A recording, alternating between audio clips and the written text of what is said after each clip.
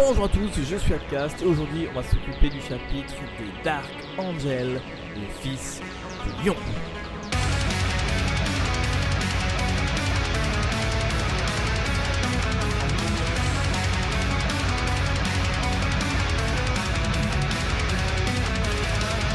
Alors, dans la règle de détachement des Space Marines Dark Angel, nous avons la règle App Résolution. Tant qu'une unité de plus mécanique des autres armées est ébranlée, remplacez la critique de contrôle d'objectif de la figurine par 1 au lieu de 0. Donc ça c'est très puissant pour avoir du contrôle map avec cette armée.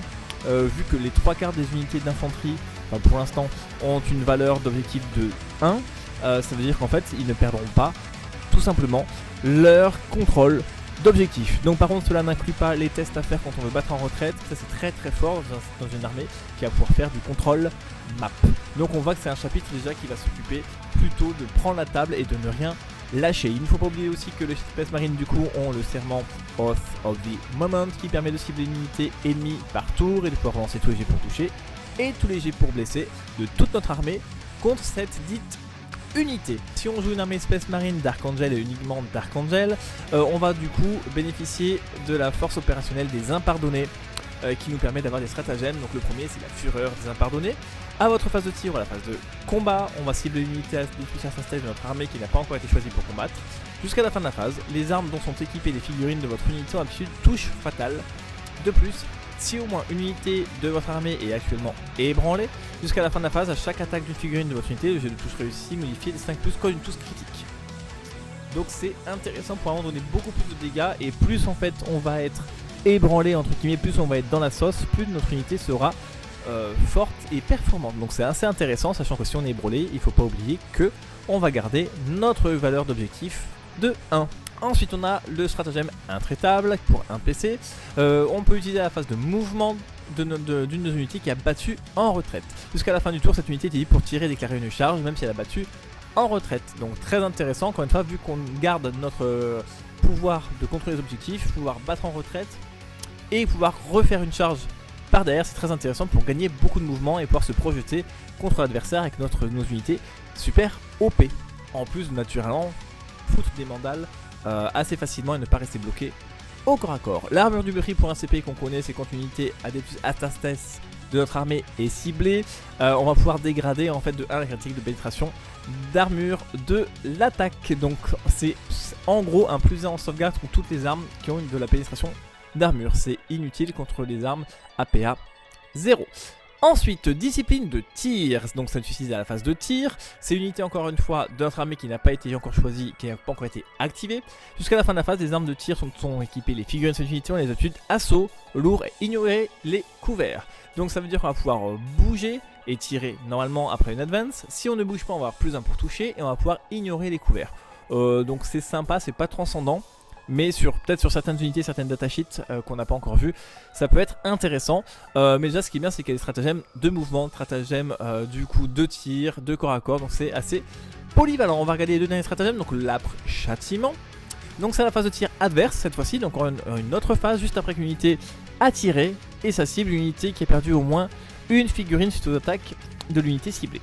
Votre unité peut tirer comme si c'était votre phase de tir, mais elle doit cibler une unité ennemie qui vient de l'attaquer et ne peut faire seulement si cette unité est une cible éligible. Donc très intéressant, en gros c'est une sorte de...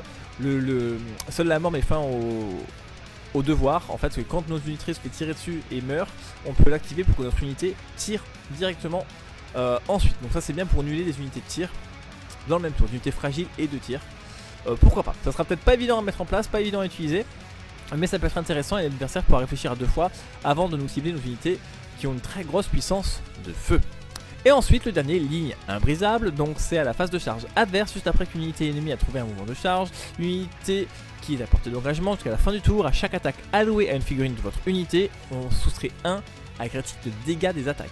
Donc c'est vraiment un gros stratagème pour un PC qui va permettre d'avoir une grosse résilience à notre unité. Ce qu'on peut déjà voir dans ce stratagème, c'est que ça s'utilise un petit peu à la phase de mouvement, phase de tir, phase de charge, c'est en réaction, c'est assez intéressant, ça va donner un petit peu de nervosité à ce chapitre. Et en plus de ça, grâce à notre super OP, cette réactivité là va nous permettre de pouvoir nous projeter sur la table et de pouvoir amener notre super OP sur tous les objectifs et marquer un maximum de points de scénario. Du coup on va passer maintenant aux optimisations. On a tout d'abord le suaire des héros, c'est une figurine donc Astartes uniquement, donc un personnage. La première fois que le porteur est détruit sur 1d6, donc sur 2+, on replace le porteur aussi près que possible de l'endroit où il a été détruit avec un des 3 points de vie restants. Très intéressant du coup en fin de tour pour faire revenir des personnages avec leur super OP sur les objectifs, ou tout simplement pour sauver une figurine très importante qu'on n'a pas envie de voir disparaître.